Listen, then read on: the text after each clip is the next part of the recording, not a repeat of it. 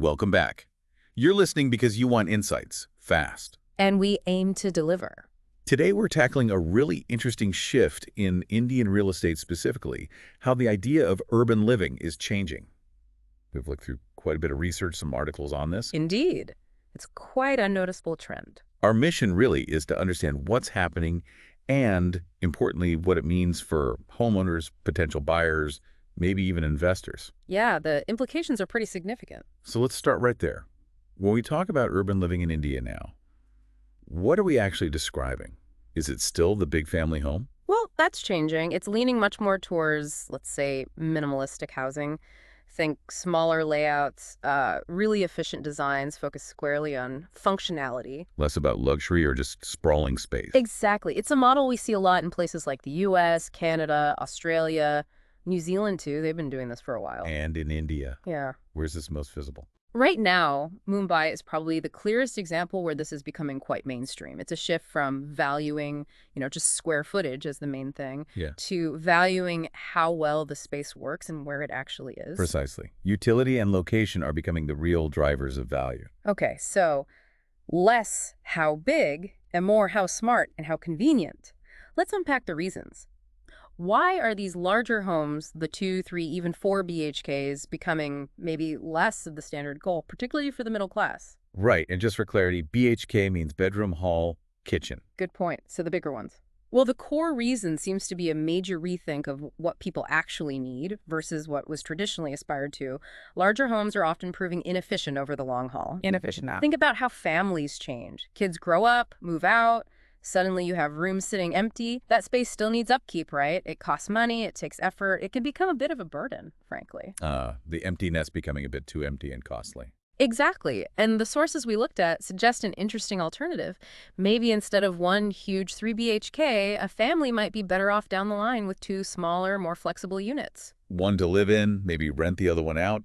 That kind of flexibility. That's the idea. More adaptable to changing needs over, say, 10, 15, 20 years. Interesting. So it's about family life cycle changes, but is it just that? What about the city itself? Oh, the city context is huge. You connect this to the daily grind.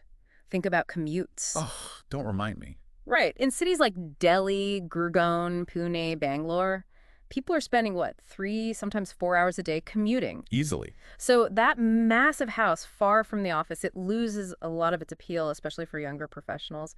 They're starting to prioritize being closer to work. Trading square footage for shorter travel times. Less space maybe, but more life. That's a good way to put it. Time is definitely becoming a premium commodity.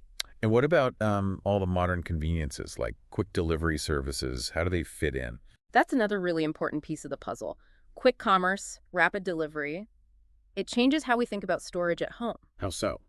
Well, if you can get groceries, household stuff, whatever, delivered in, say, 10 or 20 minutes, do you really need a massive pantry or huge storage closets?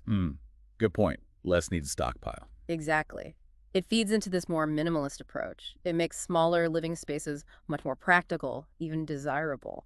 So the whole urban ecosystem is kind of shifting to support or even encourage smaller homes.